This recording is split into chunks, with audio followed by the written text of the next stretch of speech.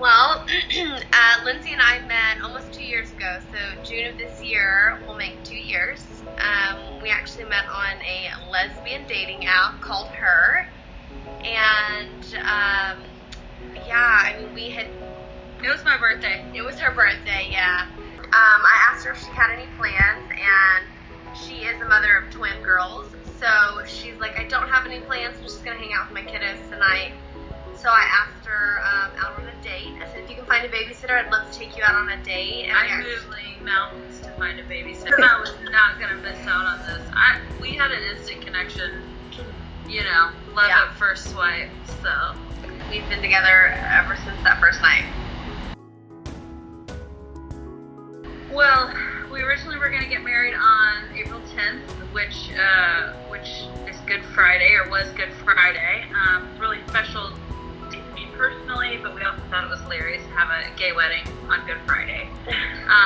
Happy birthday. Well, no, I guess that's Christmas. He is risen. And so it was bougie. Everything was planned to a T. It was at Hotel Ella, which is this downtown historical mansion and hotel, and we were going to have a ceremony there outside facing this 100-year-old plus tree, and oak tree. Yep, and the cocktail hour there, reception, the whole 9 yards.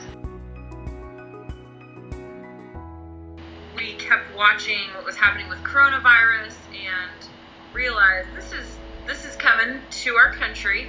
And it did, and then, we watched the numbers of the groups that we could have dwindle from 250 to 50 to 10, and it became very clear that we were not going to be able to have our dream wedding.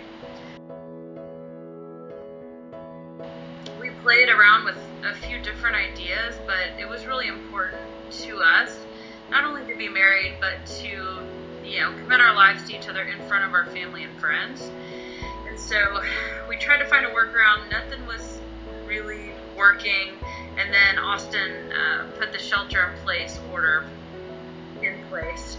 And that's when we realized our wedding is canceled. So we kept trying to postpone it, schedule, or pick a new date, and nothing was working. It was like trying to, put a square peg in a round hole. And so we just finally started grieving the fact that our vision was dead, and we had to start accepting that this was out of our control, kind of letting go. And so the timeline was intensely moved forward when we got a call that one of our family members had tested positive for coronavirus. And it was actually the Thursday, the day before our would-be wedding, Plan A. And, that's a call that you don't ever want to get, and it's one you'll never forget. And after that, that's when we started thinking, no one's promised tomorrow. We don't want this individual to miss out on our special time. So our wedding planner gave us the idea. Cassie Cruda, with Bride's best friend, we love her. She came in at the 11th hour and said, what if y'all got married at a drive-in movie theater? Everyone stays in their cars, it's safe. And so that's what we did. And we had 17 days to plan an entirely new wedding. 17 days, yeah, it was crazy. I mean, I don't know that anyone who has planned a wedding in 17 days is like, oh gosh, that was so funny, can't wait to do it again. Planning, I loved it. Well, I mean, don't get me wrong, there were aspects of it that were fun, but trying to plan a wedding in the middle of a global pandemic, while having 3 children running around and only having 17 days to do it, is stressful. Like vendors, so you couldn't get rentals. I mean, we were trying to piecemeal things together. Like, what do we absolutely need to have this? And really, you go from having this beautiful 1920s historic hotel wedding, and then scrapping that completely and getting married at a drive-in theater in the middle of Buda, Texas, on a farm road with a gravel parking lot. Like, there's not a lot to work with to make this look beautiful and aesthetically pleasing. So we really had to just roll with the fact that we're getting married in the middle of a global pandemic at a drive-in theater, and embrace that that's what we were doing instead of trying to make that look beautiful, which we were able to, but it was perfect. It was perfect. And if someone was like, would you do it again the exact same way, I would say yes, 100 times yes. Because what we were able to do in 17 days and the support and the love that we got from our friends and our family was amazing. And we had so much fun. It was weird. It was weird because there were 3 tiny houses on the property at the theater that people rent, and we just were lucky enough to be able to get ready in 2 of them.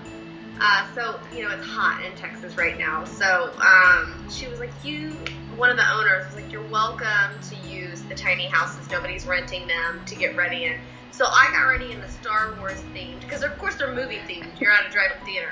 So I got ready in a Star Wars themed tiny house, and Lindsay got ready in a Harry Potter themed house. So it's just like, there are really strange elements that are so unforgettable and that we will continue to tell for years to come and laugh about, and just kind of embrace the weirdness of all of it, and how beautiful it turned out. It was amazing. It was so us, it felt completely aligned with who we are as individuals and who we are as a couple. And who can say that they got married at a drive-in movie theater during a global pandemic? We're still blown away by how people care about this, but it just shows how hungry the world is for a story about the power and persistence of love. Yeah. There was this moment during Bree's vows to me where we locked eyes, and I've always gotten really lost in her eyes. As cheesy as it sounds, it's true. I don't remember what's around me. I don't know what time it is. I feel like I'm in an alternate universe. Maybe she was looking at me, and she talked about how 1,000 lifetimes essentially wouldn't be long enough for us to love each other. And she looked so beautiful. And then there was this June bug that attacked her in the middle of her vows. And I thought, this is my big moment to shine. So I flicked the June bug off of her. And then she hates bugs. And then the little bastard came back to her dress. And I was like, okay, I see you, Mr. June bug. So I grabbed him in my clutches and I launch him. And I used to play softball, so I launch him. And I'm pretty sure he hit somebody's windshield, but it was hilarious. Yeah, so we had to wait until about 8:30 to get ready, because it needed to be dark enough to be seen on the screens, right? Right. So it was a later wedding than we had initially planned for our first wedding. Our poor kids, they were so tired, I'm sure. But so we had these LED lights that our videographer and our photographer brought in so that they could have good lighting, so whenever they were taking pictures and videos, they would look decent, and these LED lights attracted lots of bugs. Fuck, is this a thruple? I'm like, is this a June bug thruple? That's what you said the day after. But interesting elements from the night. I'd say my favorite moment from the evening, I'll give you 2 of them. There were many, but I'll give you my top 2. Was when Lindsay sang the song that she had been writing for over a year. Lindsay used to be a recording Christian artist, and when she came out in 2009, she lost her entire career. So when she plays music, it goes straight to my heart, and to be able to see her do that in front of all of our family and friends was really powerful. But to hear her write an original song that she wrote just for me was really special. And then at the end of the evening, we had rented a 1972 Jeepster Commando. Thank you, Katie, and at Madre Rents. Shameless plug. We like to support people who really showed up for us. We get in the Jeep, and we're driving out of the Lindsay is directionally challenged. She does not usually know how to get anywhere, and we were supposed to take a left out of the theater and go straight down to the stop sign, and we were going to basically all jump out of our vehicles, because we weren't keeping the Jeep. We were just using it as the departure. So as we were driving out, Lindsay takes a right, and I'm like, no, you're supposed to take a left. My sister just made us down the road with my car, and she was like, oh, so she has to cut a U-turn in the middle of the street. And I'm like, oh my gosh. And I'm like, just pull back into the theater and we'll just jump in my car. Since we are awkwardly driving by anyway, just pull back in. So we go back into the venue and we are, load up and get into our vehicles. And people are leaving because some people stayed and watched the movie that we played afterwards. And some people had kids. So the people with kids were leaving, and we ended up getting to say bye to about 80% of the people who showed up to our wedding, which is really special because there's this disconnect that you have when you get married at a drive-in movie theater in the middle of how it is. You just don't get to hug your people and love on your people and dance and celebrate fully the way that you want to. So being able to stand at the exit and wave at all of these amazing people who came and supported us in our crazy idea and who were decked out in rainbows and PJs and decorated their car and made us signs. I mean, it was our own little mini parade of love and support from the people that we loved most. And that was a really special night because it was unplanned. Yeah. And we fell into that moment and it was so beautiful. Gosh, I turned into the coronavirus police. Since the very beginning, our entire family has taken social distancing and quarantine very serious. And I did not want anybody to get sick as a result of coming to our wedding. And so every decision that was made, coronavirus was kind of at the forefront of, okay, how do we mitigate the risk of potentially spreading the disease and what can we do to keep everybody safe?